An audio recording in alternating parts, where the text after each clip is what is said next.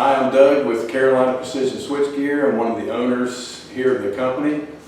We were founded in 2006, and I started my career in 1977 in this field with the United States Navy, and then I went to work for Duke Energy.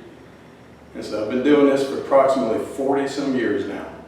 I'm Brad Weaver, co-owner here at Carolina Precision Switchgear, also the operation manager here in the shop. Combined, I have about 22 years experience in the electrical field, where I started off as an apprentice, worked my way to journeyman, where I got my unlimited electrical contracting license, and been here with Carolina Precision Switchgear for the last 11 years. Hi there, my name is Paul.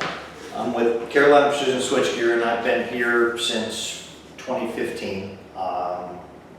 And I've got about 33 years of experience in field service sales, electrical equipment reconditioning, electrical equipment repair.